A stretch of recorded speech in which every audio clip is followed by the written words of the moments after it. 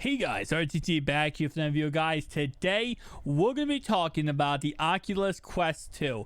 Now, I bought this bad boy, as you guys can see, on November 18th, 2021.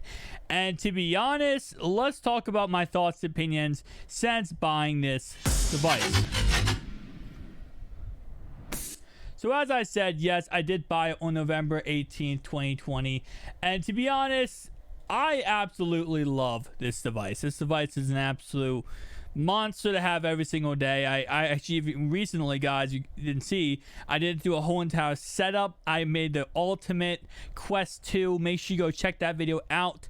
But with that being said, I went ahead and just want to talk about the Quest 2 entirely. Now, when the Quest 2 came out, I believe it was 90 hertz refresh rate. Now it's up to 120 hertz. So it's even better than it was when I first got it. Obviously, they have added a lot new inventions with the new ability to connect to your PC and do more than just virtual desktop. You can actually run Steam games now to your Quest 2, and it kind of gives you more or less the same aspects that you would see in a Rift S or one of those tethered headset that connects to your computer and runs off your computer.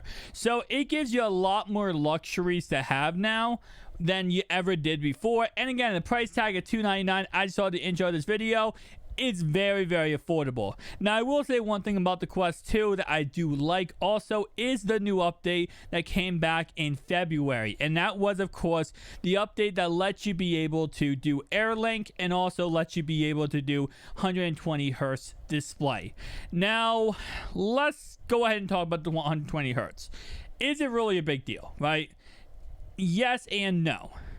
It's the same concept if you own a Galaxy Note 20 Ultra, a Galaxy S21 Ultra, or any of these phones and the brand new iPhone 13 that's going to have a 120 hertz display.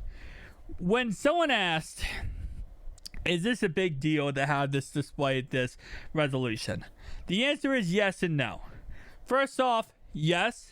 Is really cool because the fact it's more fluent, it's more realistic, it's more real to life, and then all the negatives come behind that.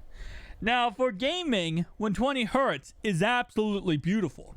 Now, keep in mind, not everything on the Oculus Quest 2 will support 120 hertz applications. Obviously, not everything will support it. Videos on YouTube, most of them will not support it because everything on YouTube and usually everything video-wise is made for 60 hertz. Movies, whatever, extra, right? It's all made for 60 hertz. So that means strictly you're using 120 hertz for gaming. For gaming, when the games do support it, it's actually very nice. It's actually decent. I like it. Obviously, when I'm talking about the 120 hertz and just like going through settings and going through different activities, 120 hertz makes everything more fluent. When you're swiping up and down, it just looks better. It feels better, that kind of stuff.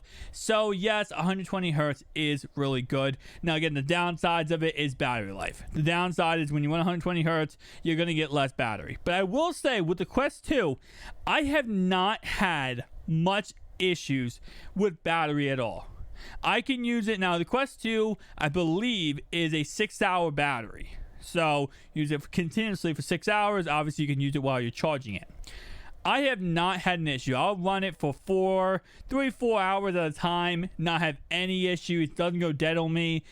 There's no issue at all. When I'm done charging it, I go ahead and put it back into its charging holder and I charge it and the controllers all at one time for my next time I use it. Again, like I said, guys, if you do own a Quest 2, make sure you check out that video because it's really, really informative on how to get the ultimate Quest 2 set up. And I promise you right now, it's very affordable, very cheap. And if you get it, you're going to have a better experience with your Quest 2.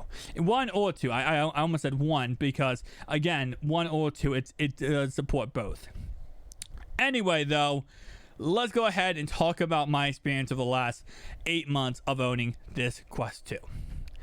So, other than the update that I think actually really fixed a lot of things, guys, do not know, I've always been into VR. I've always been a big, huge supporter of VR. I have owned the Quest 1.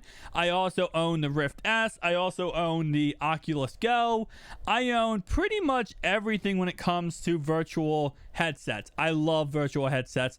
Always will love virtual headsets. So, when I got a chance, obviously, to buy the Quest 2, I was ecstatic. And to be honest, I still love it to this day. 8 months later, and I could still say the Quest 2 is one of my favorite devices I use on a daily basis.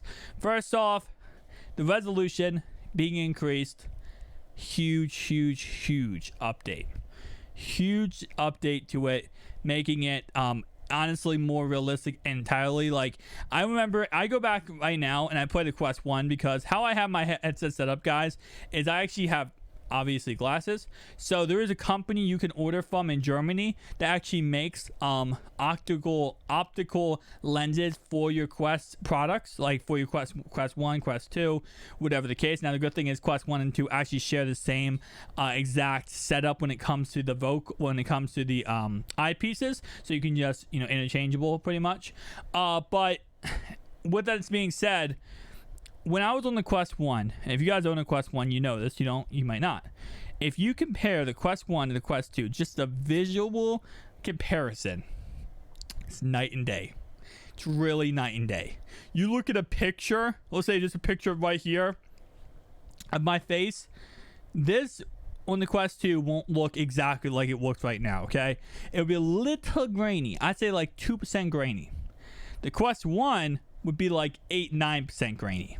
Now, is 8-9% grainy bad? Not really at all. No. If you zoom in really close, very close, yeah, you're gonna have issues. You're gonna see, you know, a little bit of dots here and there, but it's not gonna be a big deal, right? It's not going to impact you at all, and that's why I love the Quest 2. Quest 2 updates that. Better that. Other than that, there's not too much difference. It's more powerful than the Quest 1, which I do like. Storage options are a little bit different too, I believe. No, same exact storage options. 64 and 256. Same exact storage options. Overall, just a great device. Just a great device. I believe, I want to say something incorrect here. No, I was going to say more cameras, but no, it's the same. Never mind. I think the Quest 1 has 2 cameras. The Quest 2 has 4 cameras for more, you know, moving around and being able to do more things in VR. And again, like I said, guys, after 8 months of owning it, would I recommend it to a friend? 100% yes. I definitely say 100%. If you do not own the Quest 2 at the moment, make sure you go ahead and pick it up. Right now it is $300, and I think that is a very affordable price for what you get out of this device. For everything you get out of this device, you might sit here and be like, oh, that's way too much money. It's not. It's really not. And if you upgrade it and add the extra components I showed off in my video, you're just adding more and more greatness to this device. And I will say one thing: I've never met someone who had this device and didn't love this device, because I don't think you can dislike this device. Guys, if you did enjoy this video, hit that like, comment down below. I'll see you guys in the next one. Peace out.